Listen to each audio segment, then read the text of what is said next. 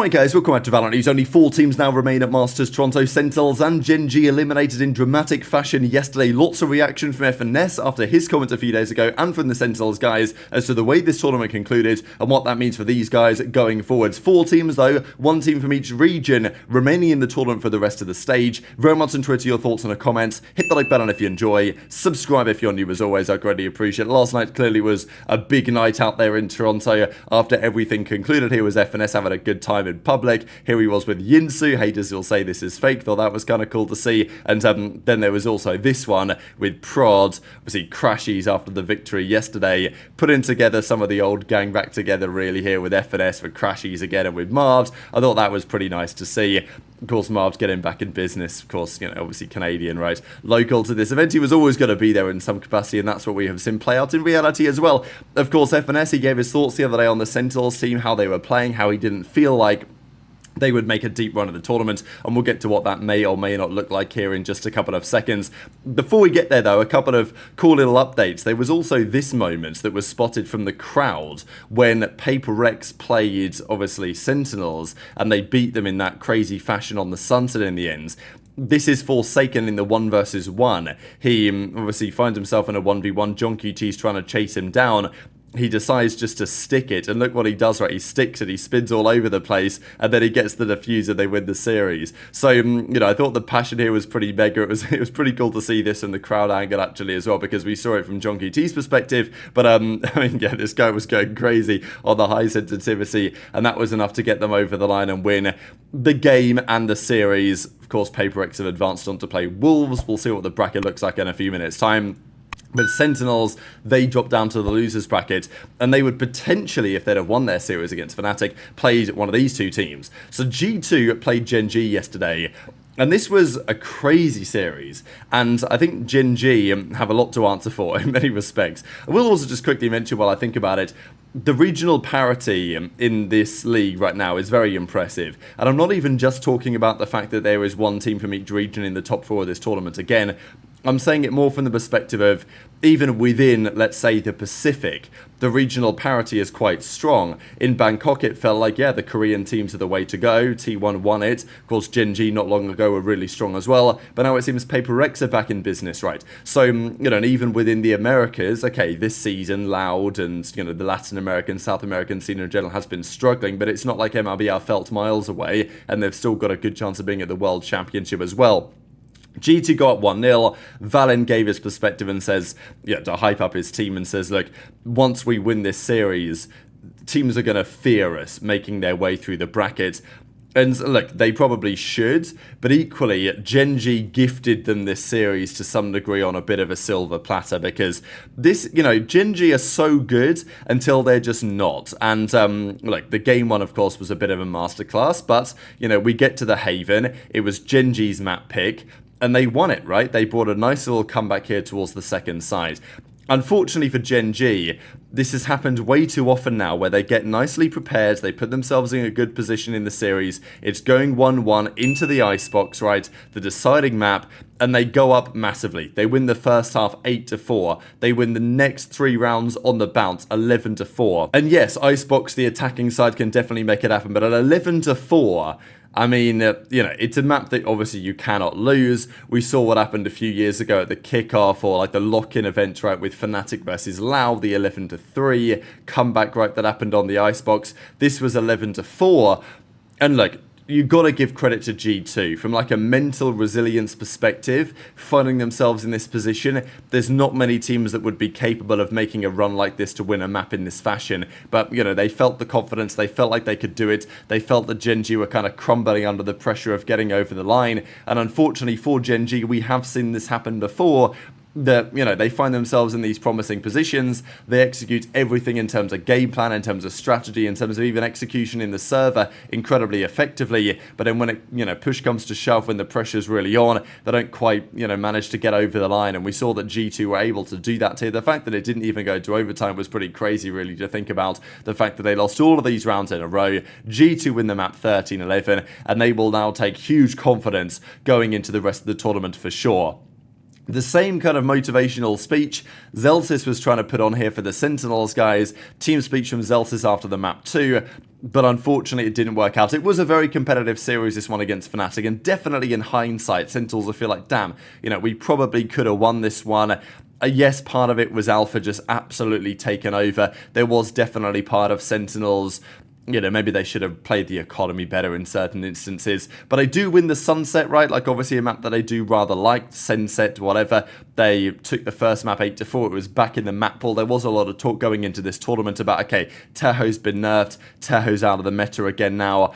The map set is changing, Sunset is back in. What does that mean for Sentinels? Is that going to be a positive sign? But they go to the Ascent. Fnatic take this one on their map pick 13-7. And the deciding map, again, there were a lot of opportunities here. The map 2 was also a good map for Alpha on the, of course, on the Chamber. But the final map on the Killjoy, Alpha was just going God mode. And the first half was solid, right? Sentinels go up 7-5 on the attacking side of Icebox. Again, it's not optimal, right? You'd probably want some more attacking rounds than that. We just saw what happened with G2 versus Gen.G a second ago. But then the second half, Alpha completely took over. 16-5, 238 ACS, or ADR, sorry, 418, of course, on the ACS front. And, Fnatic do enough to get over the line. Some frustration from the Sentinels guys, looking back on the way their tournament concluded.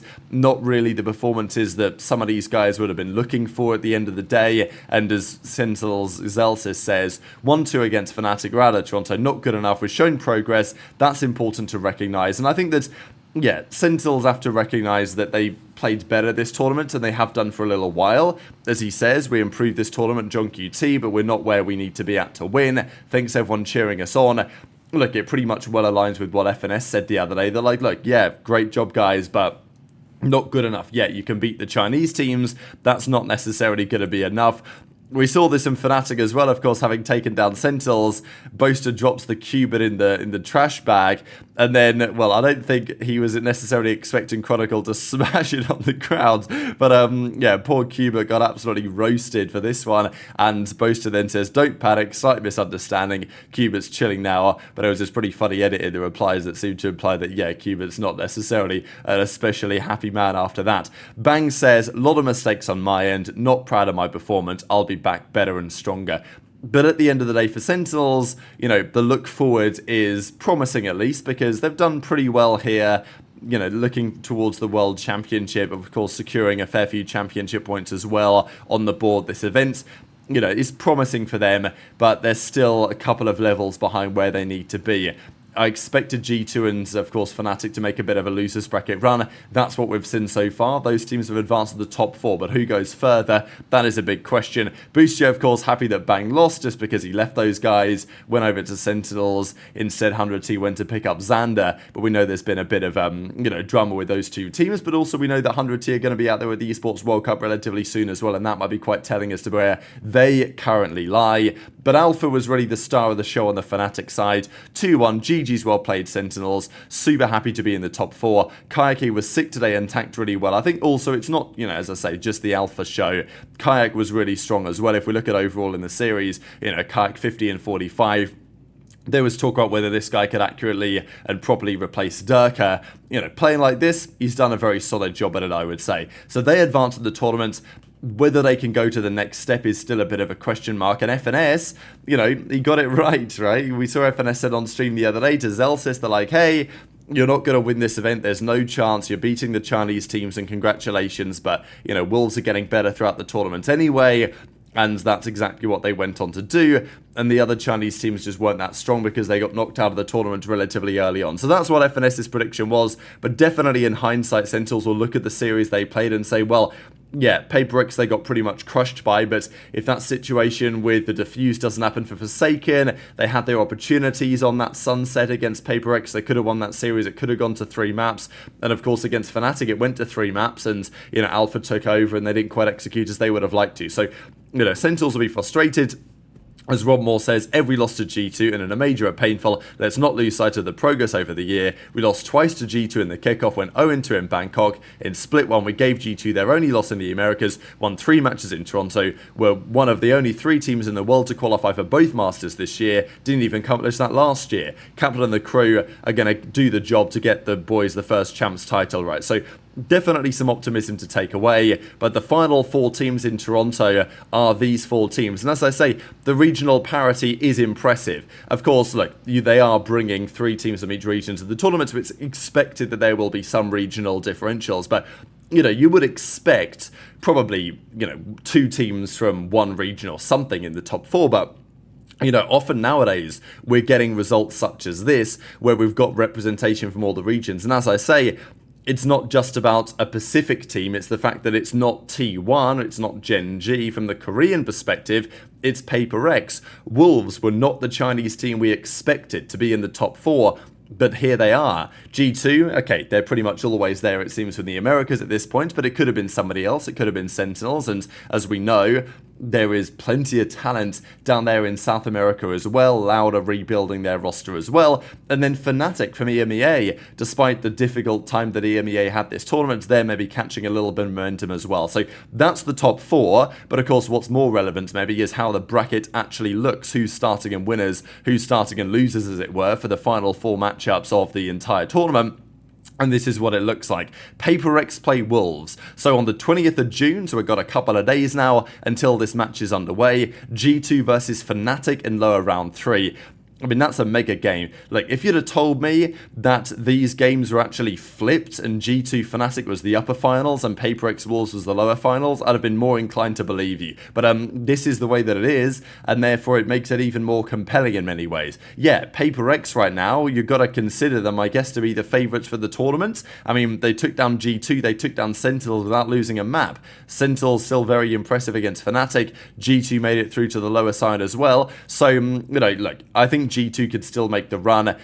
I'm not sure I have Fnatic winning the tournament. I think Fnatic have been a little bit too shaky for me to back them to win the whole thing. I think they could beat G2, but I don't see Fnatic, personally, winning lower round 3, winning lower finals, and then winning the finals. I think G2 could do that. It's not to say that they will, but I think that G2 have a better chance of winning the tournament than Fnatic do. The favourites, though, will be Paper X. But maybe you don't count out Wolves just yet. And as we've seen, right, John QT says 4 Masters winners IGLs. We've got FNS, we've got Boaster, we've got John QT, and then of course we've got Sufat, right, from Wolves. So, pretty crazy just to see all these guys together. The blessing maybe of John QT falls upon Sufat. We'll see what time says over the next couple of days, but very much into your thoughts in the comments below. Hit the like button if you enjoyed, subscribe if you're new, take care, and I'll see you next time.